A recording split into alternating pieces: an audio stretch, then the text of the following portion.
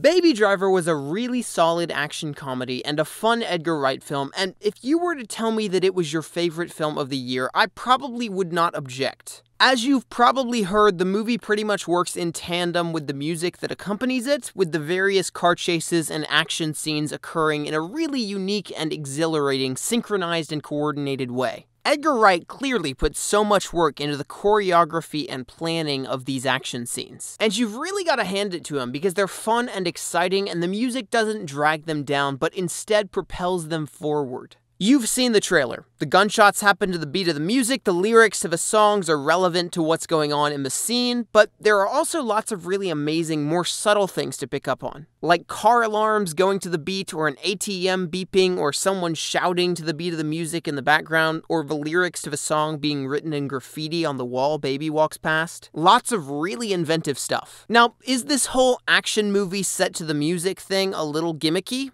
Yeah, you could say it is. But it's a really entertaining gimmick to say the least, and it makes sense in the plot of the movie, which helps. The cast of Baby Driver really shocked me with how much depth most of them brought to their characters beyond the dialogue. Jon Hamm and Jamie Foxx both have characters with perfectly competent backstory, but through their performances, the people they're playing seem way more interesting, and that's great. Hamm and Fox are the two sort of standouts for me, but the rest of the cast is good too. Ansel Elgort plays his role perfectly, although I wouldn't say there was like a ton that he had to do to be good. Kevin Spacey is good as Kevin Spacey. You know, the role he plays all the time.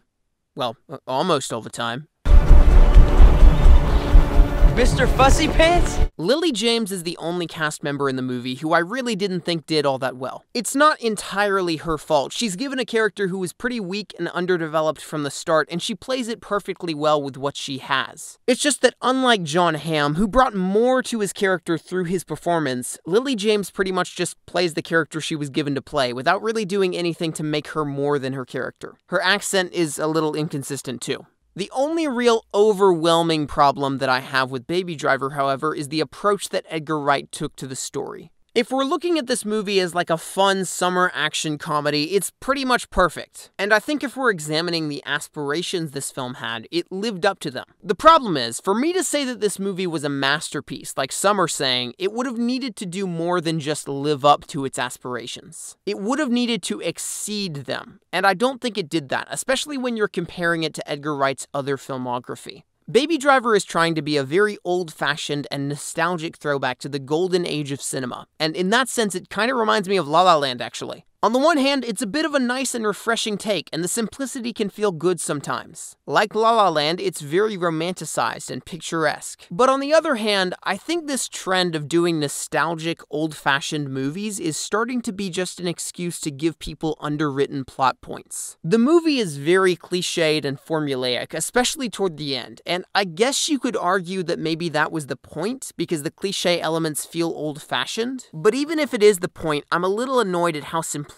it is. The romance in this movie, for instance, is very rushed and surface level, and we're supposed to buy it on a dime. Because the two leads are young and pretty, and this is a retro movie where characters can just fall in love that easily. Isn't it romantic and simple? But you know what? I ultimately don't really want simple. And that's why La La Land, for me, was actually pretty good in the end, because the climax of the movie took the simplistic and romanticized love story and made it more emotionally complex. Even if you're making a movie that's supposed to feel classic, this is still the 21st century, and people expect things to have a little more depth than, I like music and you like music, so that's reason enough for us to run away together because we're so in love. I feel like in the effort to make this movie more timeless and easy for everyone to enjoy, Edgar Wright sort of lost a bit of the right-ishness that he had in his other movies. See, Hot Fuzz and Scott Pilgrim and Shaun of the Dead were never made to appeal to everyone, or be timeless, or feel like simple stories that anyone could identify with. Instead, those movies are all very niche and specific to a certain demographic that would enjoy that type of humor. The very specific Edgar Wright type of humor. Baby Driver has less of that specificity. So I guess to summarize what I've been trying to say here, Baby Driver is really good. The cast and the action and the choreography and the music are all great, and the technical stuff is amazing. But ultimately, despite that, I think it's really Edgar Wright's weakest movie, and that's because it's the first one where he's attempted to appeal to more of the masses and be more mainstream than making something niche. And just from a comedy perspective, I don't think this movie is nearly as brilliant or layered as something like Hot Fuzz. I could watch Hot Fuzz 20 times and still notice a new joke. But Baby Driver, while it's funny, is a lot more surface level. And after seeing it 3 times now, I think I've really got about 95% of the humor. So again, the movie is really good. It's worth seeing for sure, and you'll enjoy it a lot. And I mean, come on, obviously it's far better than most of the comedies and action movies that are out today. I just wish that it had more to it than what's on the surface, and it wasn't so determined to be simple and old-fashioned that it lost the ability to be something deeper. So overall, I really liked the movie. It's got problems, but I liked it anyway. You will probably enjoy it, and I give it probably like an 8.7 out of 10. I don't know, 8.6, 8.5. Who cares, really? They're all arbitrary ratings.